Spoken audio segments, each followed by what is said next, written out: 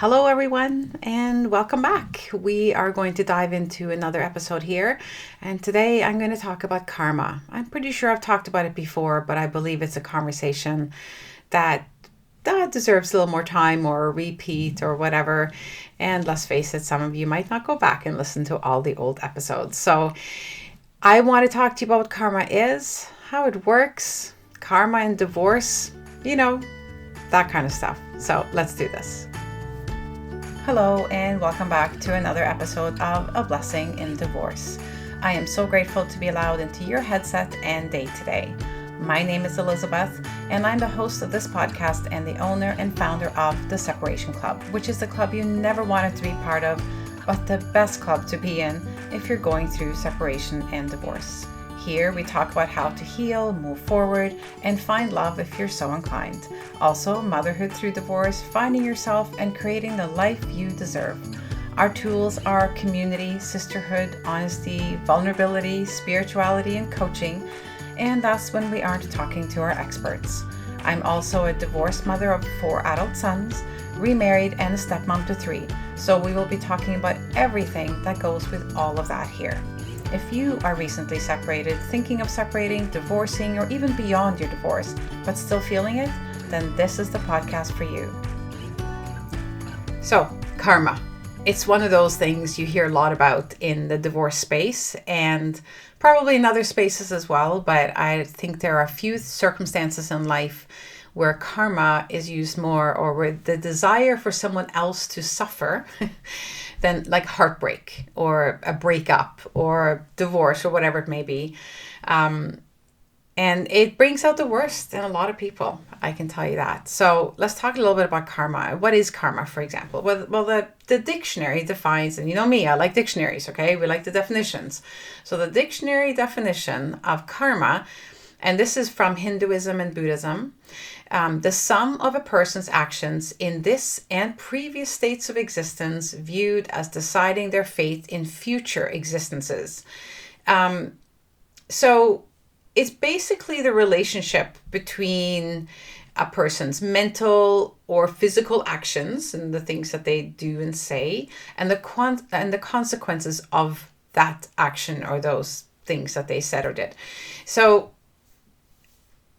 this is where it can get a little sticky, because when we experience a breakup of any kind, whether it's a short-term relationship, a long-term marriage, whatever it may be, or some other injustice, if you will, is done toward us, or what we perceive as an injustice or feel as an injustice, or someone has abused or treated us badly or been disrespectful, or just generally treat people disrespectfully and they're unkind in general, there's a part of us that wants them to pay for that. We want them to see them lose their friends. Maybe we want to see them be ostracized by the community. We want to, there's all these wants. It's basically tuning into our very low vibration of jealousy and desire for revenge and punishment and consequence, all of that. So we say things like, I hope karma comes and gets them, and karma's a bitch, they better watch out, and karma's going to teach them a lesson, and we start saying and thinking these kinds of things. And you might not use the word karma, you just might say fate, or what goes around comes around. All of these things tune into the same idea. But here's the thing, that when we are sitting and wishing ill upon others, that affects our karma. So the only karma that we can influence, the only karma that we have any control over, is our own. It's what we put out in the world that will, by the definition of karma, come back to us. So whether we call it karma or energy or fate or, do unto others as you want done unto you, it's important to focus on our own feelings and actions and mental state, and not be so preoccupied what we think somebody else deserves. So because a lot of you who listen to my podcast are going through divorce, I'm going to focus a little bit on that for a minute. When someone has an affair, for example, I think there's few things that people do that cause more anger than an affair. So the person then who has cheated, often there's an expression of, When is karma going to come and get them? Because the person who has cheated might not now be heading into this new relationship with the person they cheated with, and they might actually be really happy for a while, for a long while, or forever, or for a very short while. Who knows? Any number of those things can happen. But for a while, it may at least seem like, why do they get to be all happy and have everything when they're the ones who did something so wrong and so bad? And here I'm sitting, I was faithful, I was loyal, I did everything right, I worked hard on my marriage, I sacrificed, I treated him well or her well, blah, blah, blah, blah, blah. And here I'm the one that's sitting here heartbroken. This isn't fair. And no, you know what? It is not fair. Life is not always fair. And that's not because you did something bad, so you're being, hit with karma. That's why you're, suffering and have a heartache. I can get back to that in a minute. But here's the thing I want you to consider when it comes to being so focused on the other person and their experience going forward. First of all, when you're solely focused on what they are doing, then you are feeling like crap because all you're thinking about is their happiness and all the good things that seem to be happening for them and all the bad things you'd like to see happen to them. And your entire time, existence, energy, focus, everything is being consumed by this person who has done nothing but hurt you. So all you're doing is focusing on hurt and pain and unfairness. And what are you feeling? Hurt and pain and unfairness. Karma. If all you're thinking about is negative, all you're focused on is pain, then that's what you're going to get. See, karma is really no different than the law of attraction, in my opinion. Law of attraction says that what you put out, you get back. If you are vibing at a really high abundance energy, then abundance comes to you. If you are very loving, then love comes to you. If you are depressed and down and wishing ill upon others, well, not a lot of good is going to happen in your life either. If you are unable to love yourself, you're unable to be loving towards people around you because you hate yourself so much, you're most likely not going to meet the love of your life at that time. You're going to have to clean up your energy a bit. You're going to have to find that more loving place, that place where you feel love for yourself and feel deserving and worthy. And you're also able to then pour love, unconditional love, out on the people around you. Now you're a loving human being. Love flows both ways. And love can easily come into your life because your love frequency, if you will, is open. The channel is open. It is transmitting. It is clear. It is ready. It will receive if there's another love signal out there. And it'll come. It will come. That's karma. So sitting and wishing for something bad for someone else, if karma is real, it's really just going to come back for you.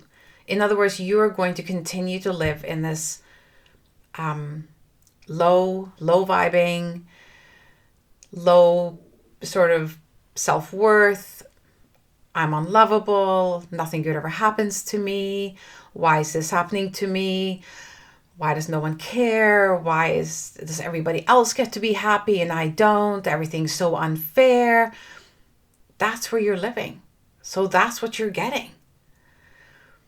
We need to be really, really mindful when we're thinking about karma. In fact, it's not just when we're thinking about karma. Put karma away for a second. Forget that word for a second. If you want to change how you feel, you got to change how you think. If you want to change the life experience of someone else, you need to look at why. You can't change that life experience. You can't. They're going to have the experience that they are going to have based on what they are putting out in the world. When you fall in love, when you fell in love with your now ex, or when you fell in love as a teenager with your first boyfriend, girlfriend, whatever, that feeling is incredibly strong. It's overpowering. Like it is, well, they'll tell you it's the strongest emotion of any emotion. Has the highest vibing energy of any energy at all. Love, the love frequency conquers everything. True love, true unconditional love, right? So here, your ex potentially has fallen in love or lust or whatever with someone else. And it's really feeling good for a while anyway, like maybe even a long while. Like they're just really vibing high and they're having fun and they're falling in love and they're feeling this super wonderful emotion. So they could keep putting out a good emotion. They keep spinning out the good stuff and they keep getting it back. That's what's going on their side of the fence. Now you might be thinking, well, they might be doing that over there, but they're being really mean to me. Well, maybe they are, maybe they're not. I don't know. And that's a whole other dynamic that's happening between the two of you. But I think sometimes we just need to sit down and say to ourselves, what they are doing and what they are experiencing is a life that they are creating for themselves. There's nothing I can do about it one way or the other. It has nothing to do with me anymore. What kind of a life are you creating for yourself? What is the energy you're putting out in your life? What are your thoughts focused on? What is it that you're wanting in life? What is it that you keep thinking about? That's what you're getting back. Think about it. When you woke up this morning, how did you feel? You know, it's one of the first questions, or it's one of the top prompts in the Joy Journal is mood, today's mood, right? Is it good? Is it vengeful? Is it angry? Is it frustrated? Is it hurt? Is it broken? What is the mood? What were you thinking about? If it's negative, then I ask you to think about what were you thinking about last night? What were you thinking about yesterday? What were you thinking about yesterday morning? What were you feeling? What were you focused on? I think once you answer those questions, you'll realize it's no wonder I woke up feeling angry, sad, frustrated, alone, whatever, right? It's funny how you will rarely hear someone who is in a good place in life talk about karma. Because when you're in a good place, you're inviting in more goodness and it just keeps coming. So we don't talk about karma. Everybody attaches karma to something negative. But karma is not just negative, it's good too. What we put out is what we get back. You put joy out, you get joy back. You put love out, you get love back. You put out anger, resentment, envy, jealousy, revenge, you're going to get bad stuff back. You're going to feel like crap. You're not going to feel good. Life is going to feel hard, lonely. You're going to feel unloved. You're going to feel gypped and like people are not nice to you all the time. Because that's where your energy's at. That's all you're seeing. You're actually, the good things are happening too. It's just you can't see them or experience them because you're not allowing it into your heart. You're so focused on the negative. That's all your heart's lying back. Law of attraction. And I can hear you. I can hear you saying things like, but what about them? Like, why do they get to be all happy when they've done such a cruel thing?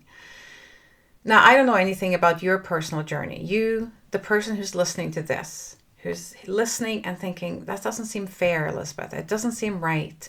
Why is it that nothing, ever works out my way? I don't think you understand what I've been going through. I hear you and I understand why you feel that way. Let's look at it from the other side just for a moment. This person who was in your life, who's now hurt you terribly and has moved on and seems to be happy. What is their karma? What is it that they're putting out and what is it that they're getting back? Well, it's possible that this person has their own reasons for why they cheated, for why they did the things that they did. Now, just wait before you turn off this podcast in fury over what I'm saying. I am not saying that what they did was right, nor that you deserved it or any of those things. What I'm saying is, it is entirely possible that they're way more tormented about this than you think. This person who maybe never was good at communicating with you, never was able to express his feelings towards you, never wanted to go to therapy and talk about things, never wanted to make any changes, decided that the easier thing to do was to go and just start something new over there. And I will tell you, research says that many men, and by the way, guys, if you're listening to this, it's just half the story, I understand. But many men find it easier to have an affair and get divorced than to dive into themselves and their feelings and their traumas and all the stuff that's going on inside them, which is what caused the affair in the first place. Very rarely is this affair about you. It is all about them and their traumas and what they're doing to try to feel okay.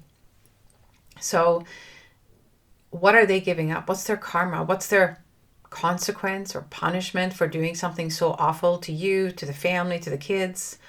Well, they've lost you. That's karma. That's happening to them. Don't think for a second that it has no consequence on them at all.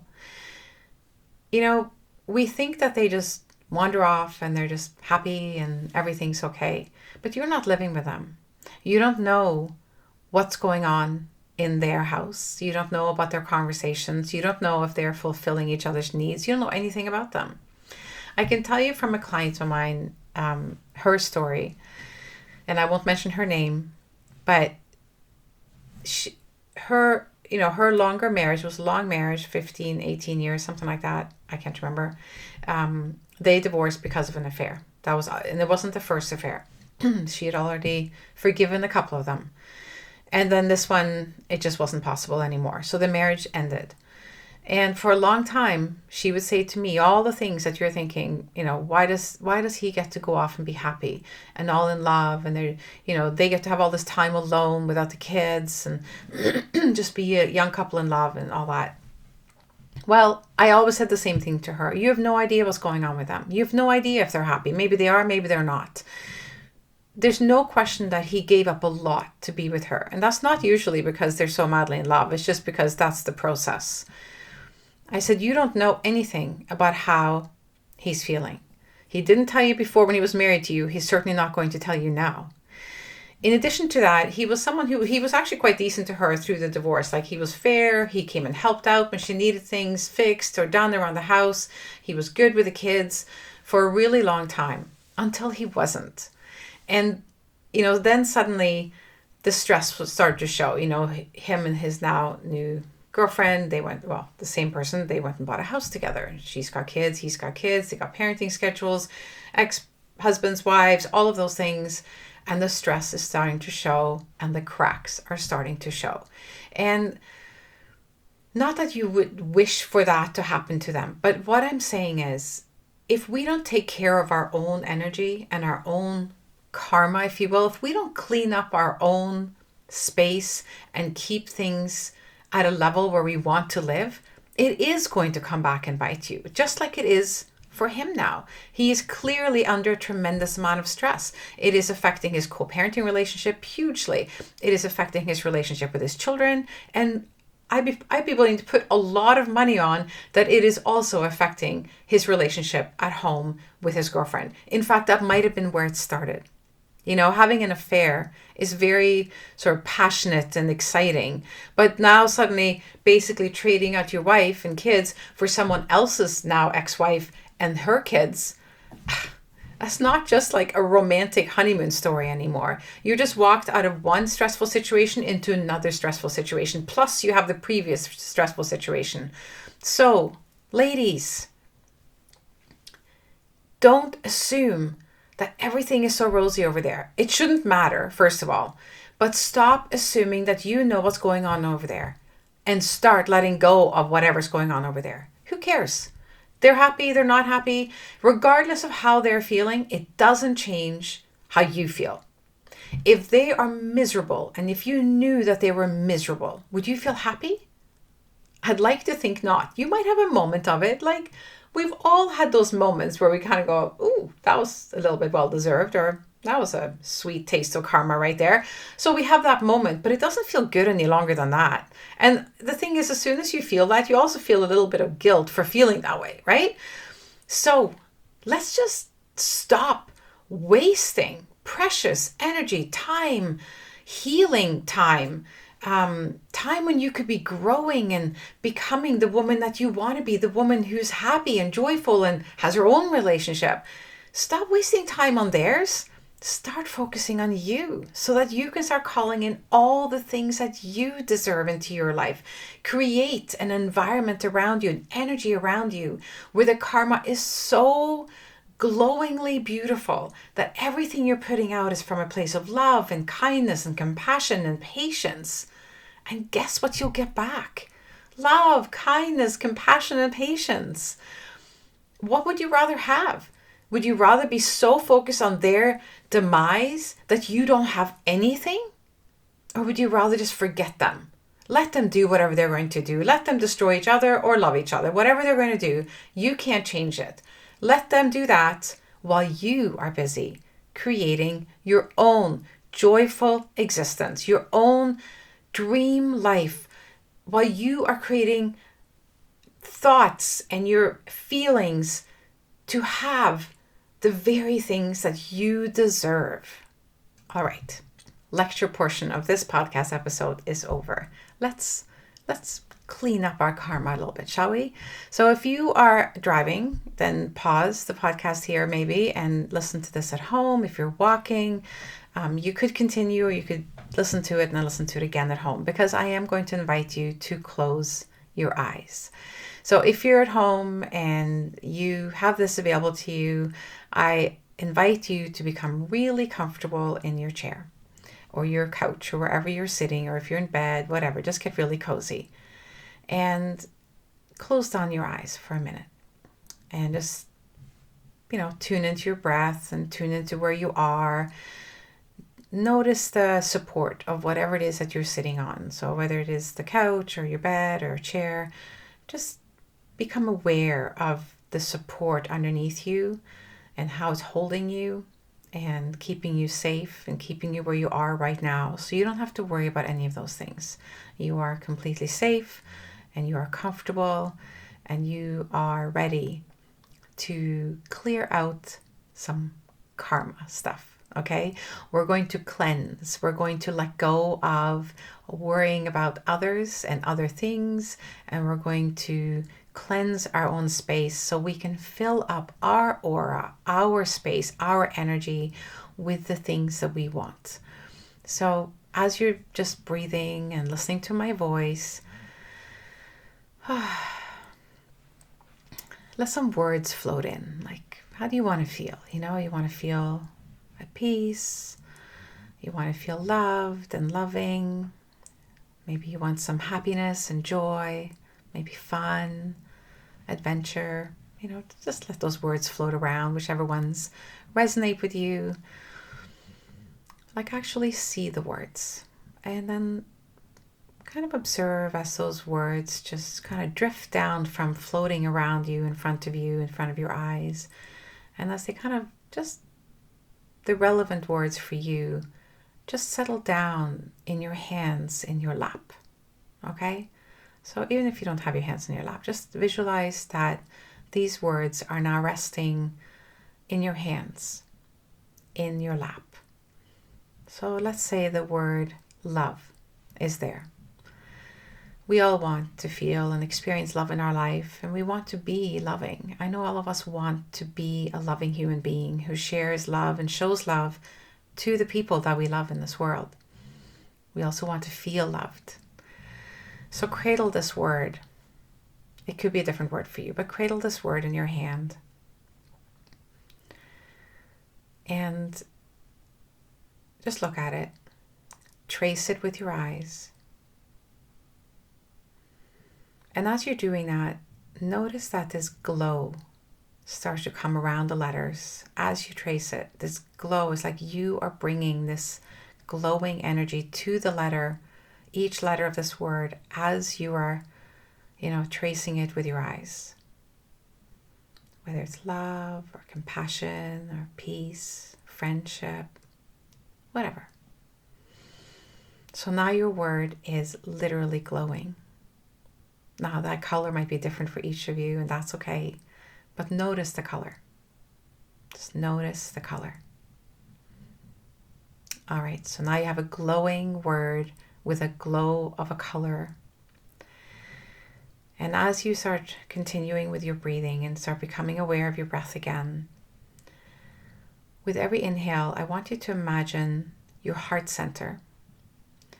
And the color of your letter is now, or your word, that color is now a very small flower that's that color, the very center of your heart.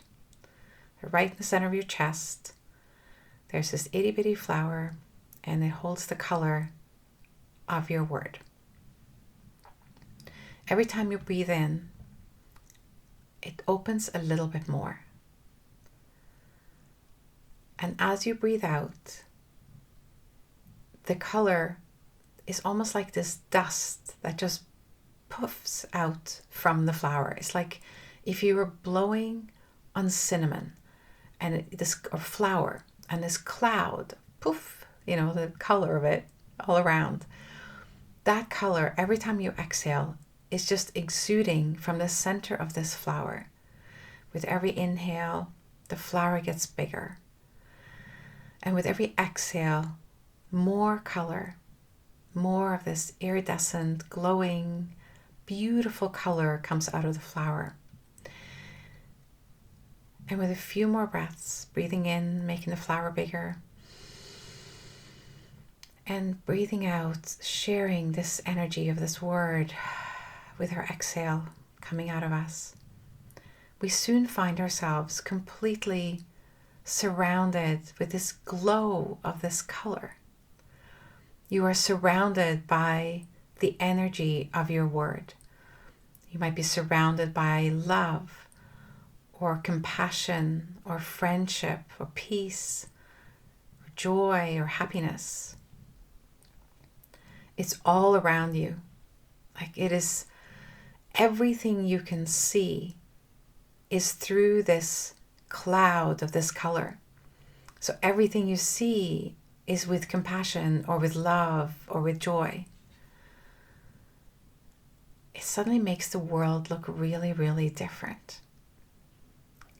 You become aware of people who also make you feel that way and who also have this energy. You become aware of circumstances that can help you reach a true state of that being. You become open to and receptive to opportunities that will make it easier for you to live in the place of love or joy or whatever your word is. Breathe in and exhale while you observe the beautiful world around you through this cloud that you've just created around you. This is your karma. You have created this new world, this new way of looking at the world through this beautiful place. Everything looks different. Everything feels different. In fact, everything is different. You have created that change just by choosing a different word to focus on, by choosing a higher state of being, by choosing to live through your heart.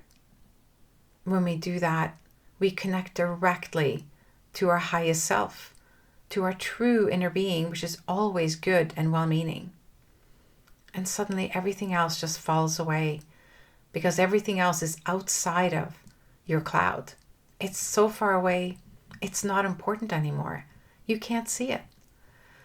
All you can see are the things that you care about, the people you love, the experiences you want to have, all inside your beautiful karma cloud.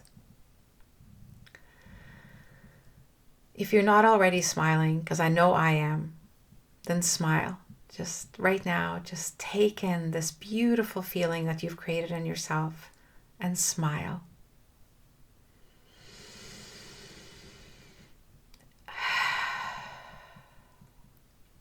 When you feel ready, you can rejoin me here and we will wrap up this episode with this good feeling. Remember, you can come back and listen to this part again and again. And I invite you to do that whenever you feel that you're overtaken by those feelings again. I invite you to come back here. You can do this anytime, anywhere, with my voice or without it. And while we're at it, I also would like to invite you on a journey.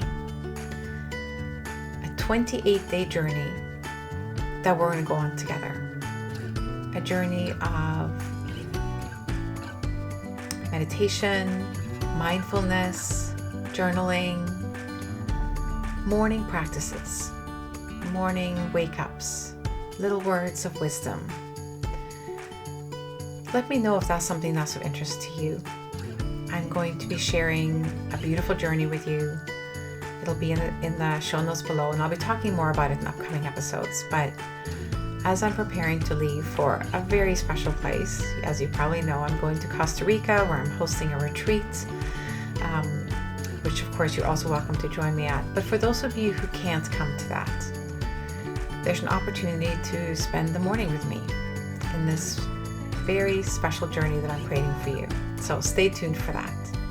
And in the meantime, I don't want to break the glow that you have going on and the smile that's on your face right now. So I wish you the most beautiful rest of the day. Thank you. Thank you for being here with me today, for sharing this time with me, and for allowing me to do this work with you. I wish you all the best, and I'll talk to you again soon.